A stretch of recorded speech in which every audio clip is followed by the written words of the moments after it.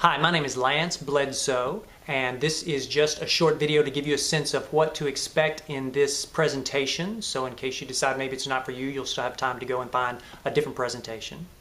Again, my name is Lance Bledsoe. I'm a math teacher at Garner High School in Wake County, North Carolina. Garner High is a fairly typical suburban high school. We have about 2,400 students, so we're maybe a little bit larger than some. But in most ways, we're fairly typical, and I say that just in case anybody is thinking maybe that that flipping the classroom is only for special schools, academically gifted schools, or technology-based schools, or something like that. Garner High is again just a fairly ordinary, typical suburban high school. One of the first questions that a lot of people have about flipping classroom, the first question that a lot of teachers have is, what about students who don't have internet access at home? If they're required to watch videos as part of their homework assignment, isn't that going to be a problem if all your kids don't have internet access? And we're going to talk about this some in the presentation, a little bit more detail. The short version is that not all of my students have internet access at home. Roughly 75, maybe 80% of my students do have internet access at home, and the others do not.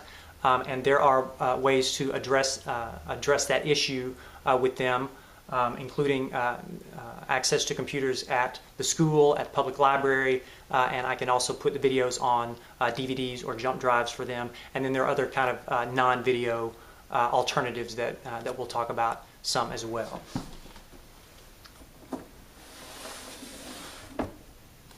Why you might want to flip your classroom. For me, when I first got started with this, it kind of all came down to a quote that I first heard when I was in graduate school by a man named Ted Sizer, who noted that in most classrooms, teachers work hard and their students watch them work hard. And when I first heard about this quote from Ted Sizer, by the way, who is the leader of the Essential Schools movement, which he kind of formed back in the 1980s. When I first heard this quote, it just really resonated with me. I thought that it was extremely true when I was in graduate school, and then when I became a teacher, I discovered just how true it really was. And it always bothered me because I thought, it shouldn't be that way. In a classroom, it should be the students who are, doing most of the, difficult cognitive work and using their brains and working hard.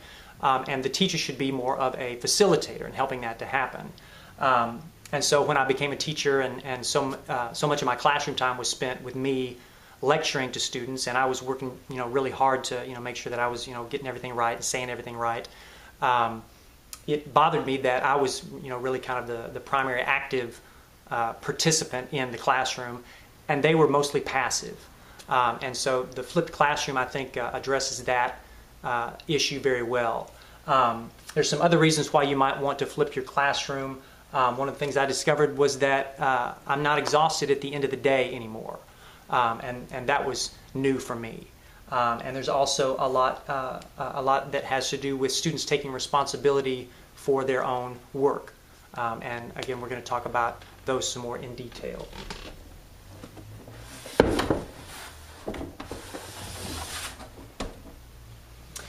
Who will and won't like it? If you flip your classroom, it may come as no surprise that some people are going to like the new kind of format, and others maybe will not like it quite so much. And I'm talking here about students and parents, and possibly some other teachers as well.